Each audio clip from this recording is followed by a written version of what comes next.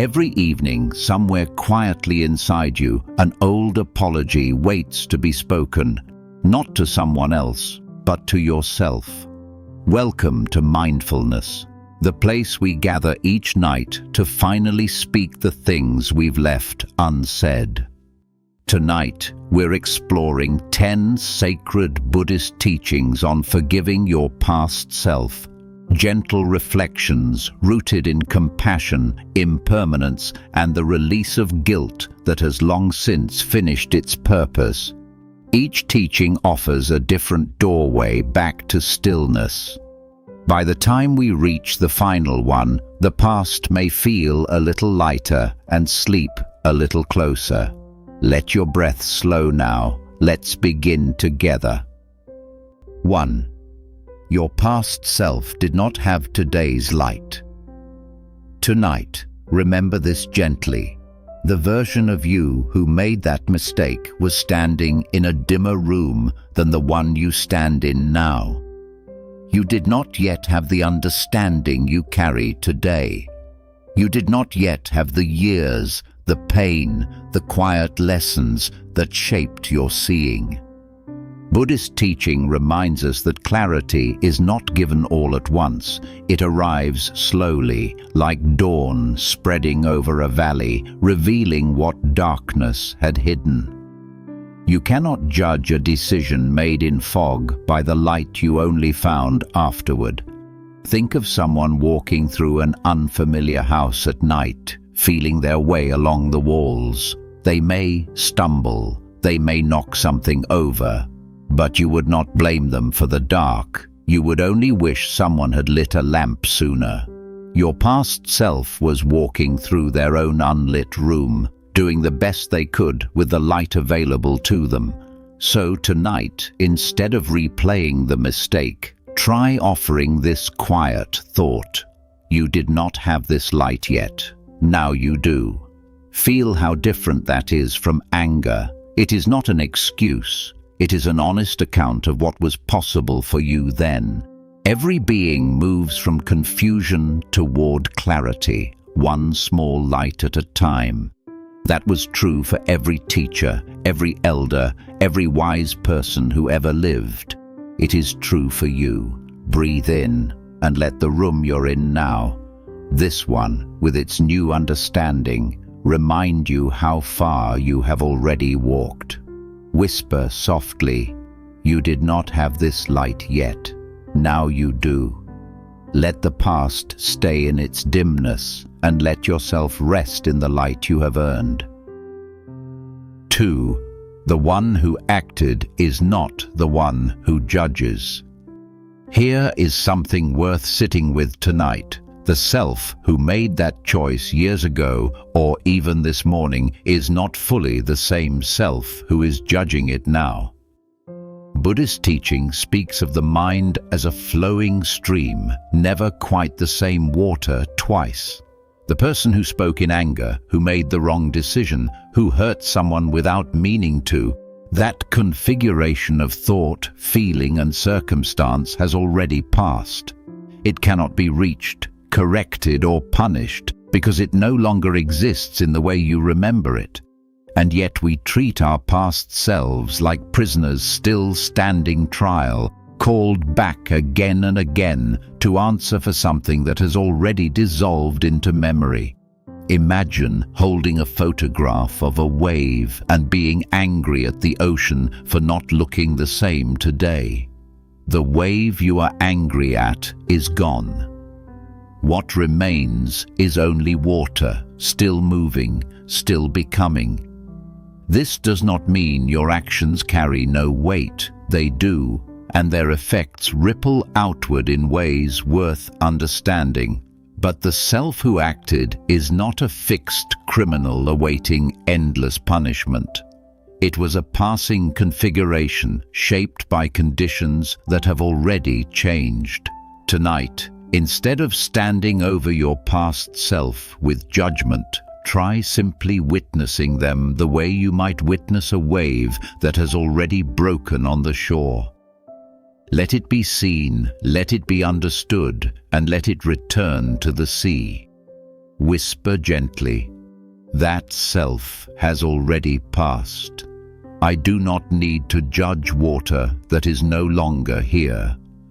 Feel the strange relief in those words, the way old anger loosens its grip when you realize who you are judging is not fully who is left to judge.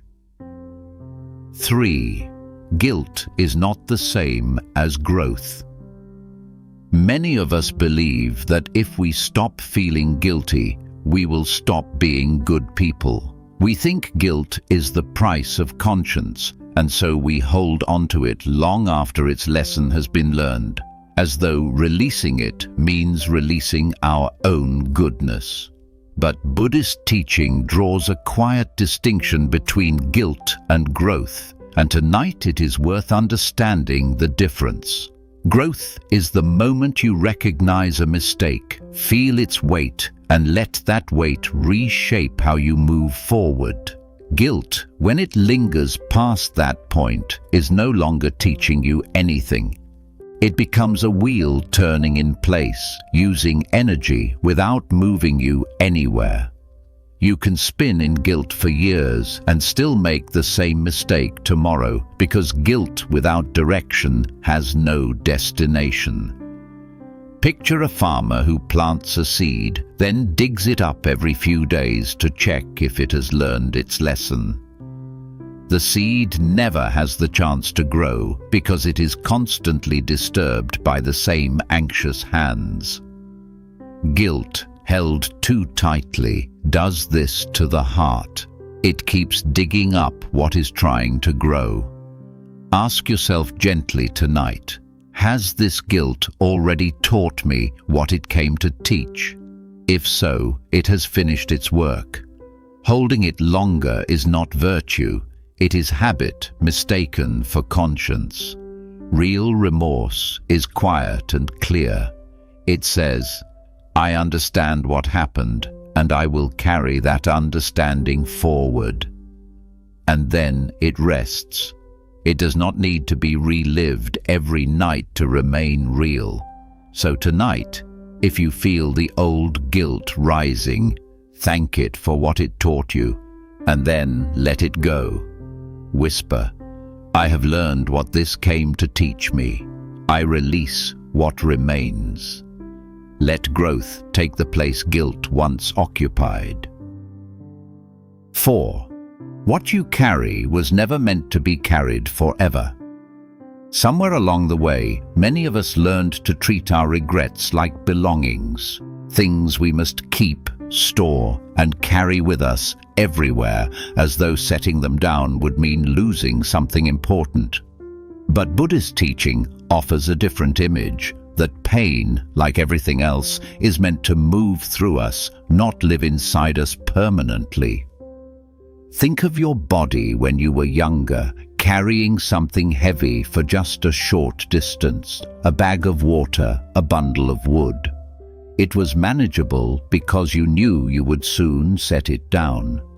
But imagine carrying that same weight for years, never resting, never releasing it, simply because you forgot that setting it down was allowed.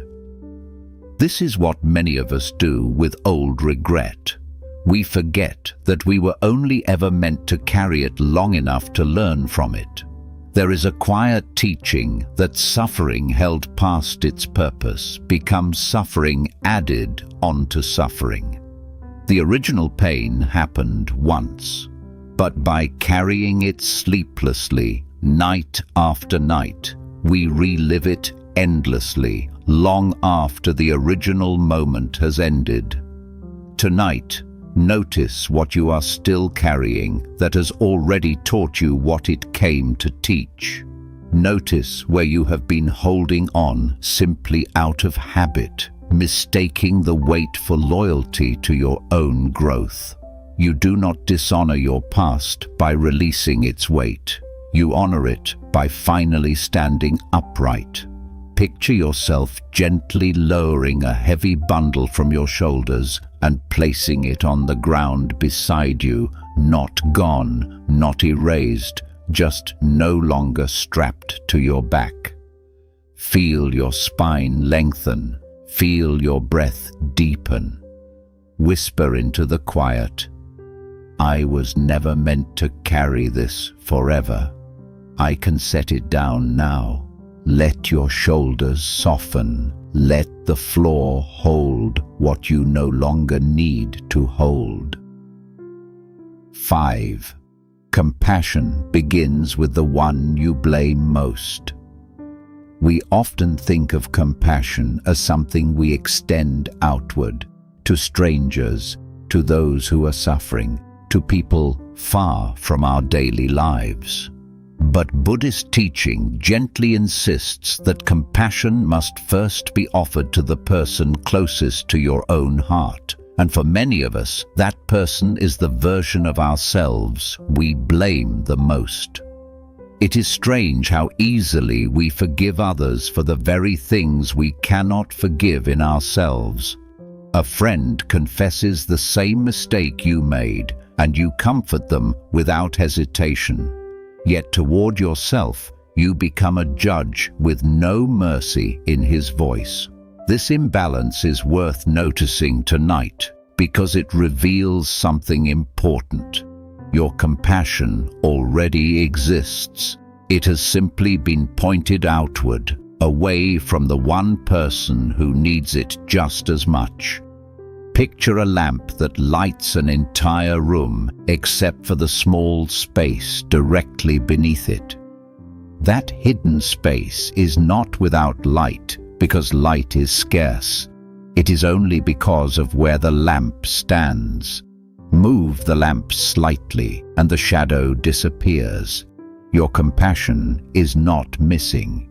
It has only been standing in a position that leaves you in the dark. Tonight, try turning that same lamp toward yourself. If a friend had lived through what you lived through, made the choices you made, carried what you have carried, what would you say to them? Say those same words to yourself now, slowly, without irony, without the voice of judgment interrupting. This is not indulgence, it is balance. A heart that only gives compassion outward eventually grows tired, because it forgets that compassion is a full circle, meant to return to its source. Whisper gently, I offer myself the same kindness I would offer someone I love. Let the lamp turn. Let the shadow beneath it finally receive its share of light. 6. Every mistake was also a quiet teacher. There is a teaching, old and patient, that says nothing in this life is wasted, not even our failures, not even our most painful missteps. Every mistake, looked at closely enough, carries within it a lesson that could not have arrived any other way. Tonight, it is worth asking not, why did this happen to me, but what has this already taught me quietly, without my noticing? We often wish we could return to the past and choose differently.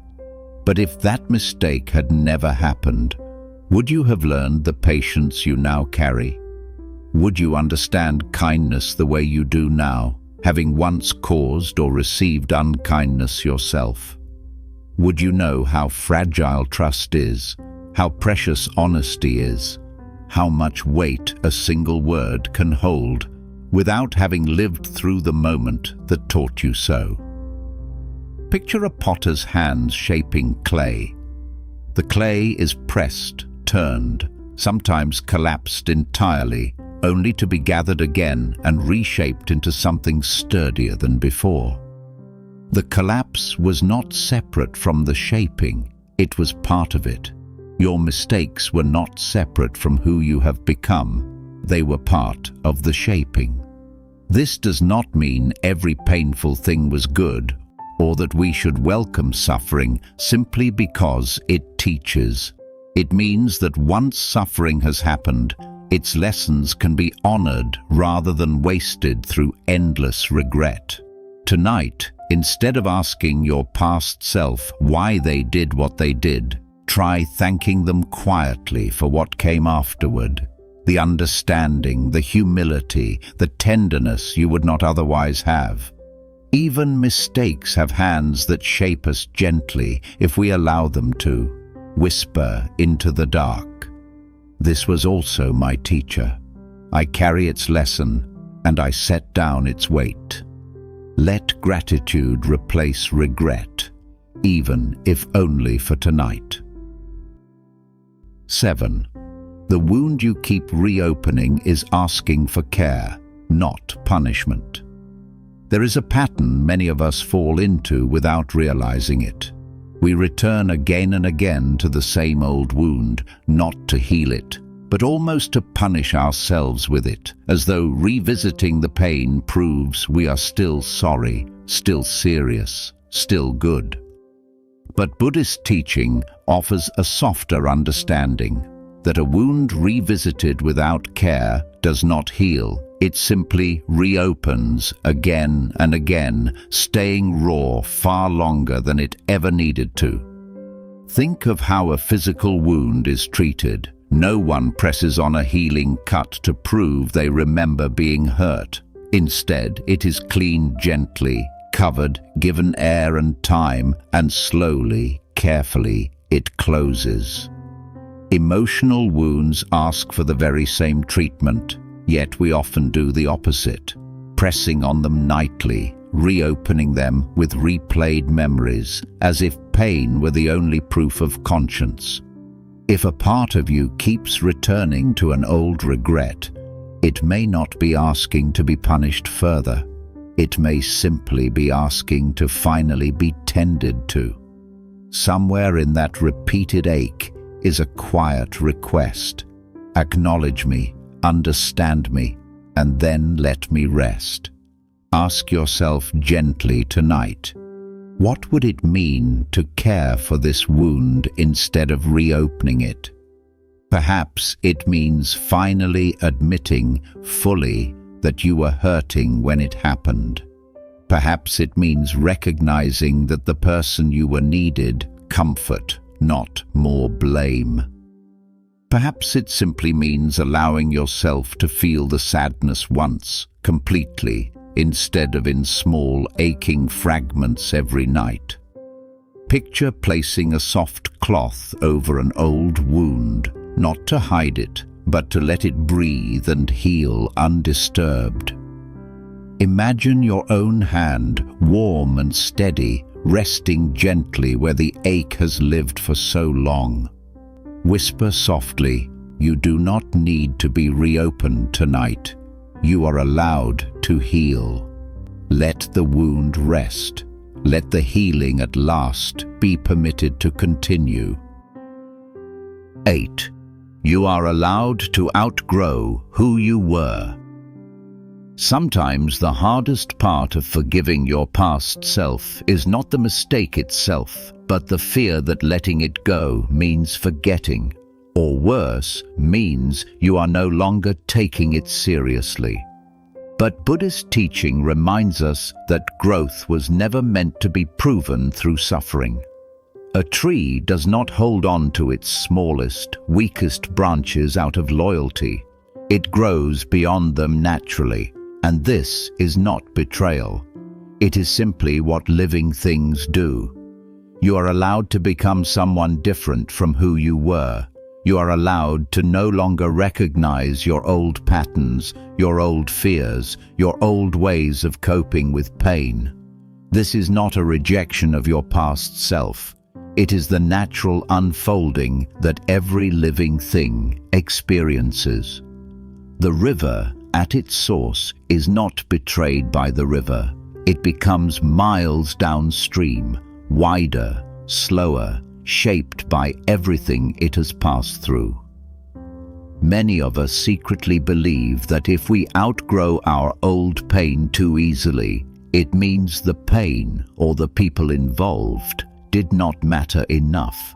But this belief keeps us small on purpose, tethered to old versions of ourselves out of a strange sense of duty.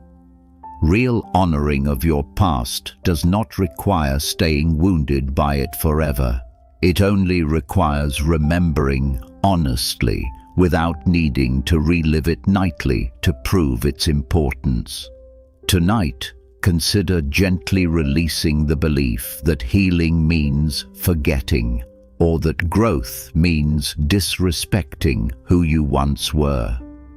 Your past self brought you here, to this exact moment, with everything they knew and everything they didn't.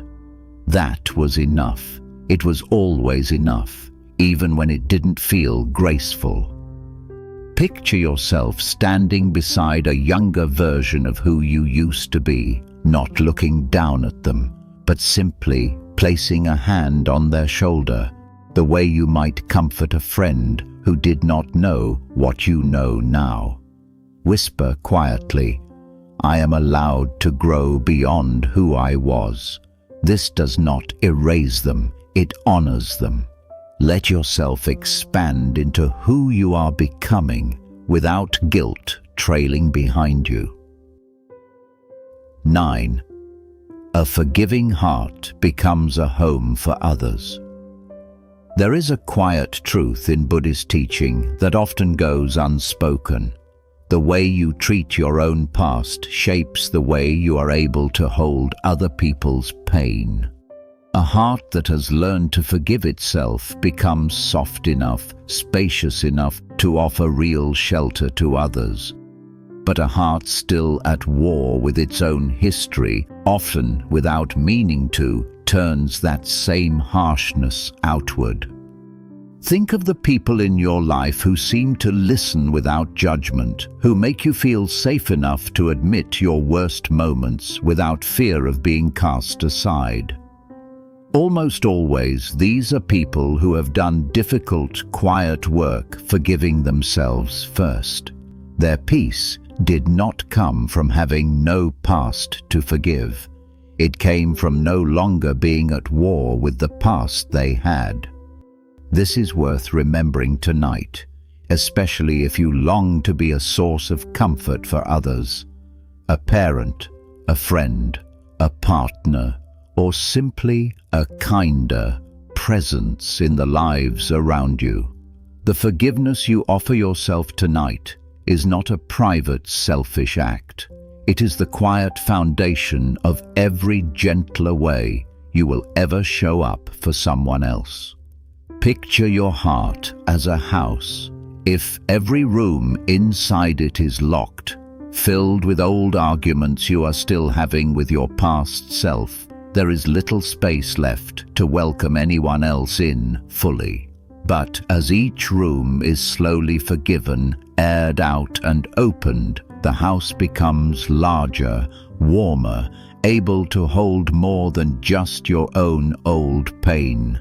You do not have to complete this forgiveness perfectly or all at once.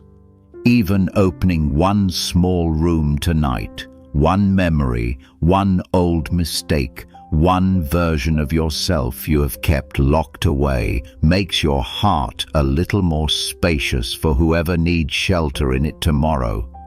Whisper gently, "As I forgive myself, I become a safer home for others." Let this thought settle into your chest like a warm light spreading room to room. 10. Let your past self rest beside you tonight. As this night draws to its close, there is one final image worth carrying with you into sleep. Instead of imagining your past self as someone left behind or someone to escape from, imagine them simply lying down beside you tonight, tired in the same way you are tired, having walked a long road to bring you here. Buddhist teaching often speaks of the present moment as the only place where healing truly happens, not in some distant future where you have finally forgiven everything perfectly, but right here in this quiet, imperfect now. You do not need to resolve every old wound before you are allowed to rest. You only need to stop fighting them for tonight. Picture your younger self, the one who made the mistake, the one who didn't know better, the one who was doing their best with the light they had. Instead of turning away from them, imagine turning gently toward them, the way you might turn toward a tired child who has finally stopped crying and simply needs to be held. You do not have to say anything grand to them. You do not need a perfect sentence of forgiveness. Sometimes it is enough to simply say, "You can rest now. I'm not angry anymore." Let those words settle over both of you, the self you were and the self you are becoming, side by side, no longer separated by blame. Feel your whole body soften as you imagine this. Feel your breath slow. Feel the space between who you were and who you are now grow smaller, gentler, less like a battlefield and more like a quiet room where two tired travelers finally rest. Tonight, let there be no more distance between you and your past self. Let there be no war fought in the dark hours before sleep. Only this, a quiet reunion, a soft forgiveness, a hand held gently until sleep finally comes. Whisper one last time into the dark, "You can rest now. I forgive you and I forgive me." Let sleep carry you both gently into tomorrow. If these words brought you even a little peace tonight, let them stay with you as you drift into sleep. Forgiveness is not a single moment. It is a practice returned to night after night, gently, without pressure. If this teaching spoke to your heart, consider subscribing for more Buddhist wisdom before sleep and share it with someone who may need to forgive themselves tonight too. Rest well. You have done enough. You are enough. Good night.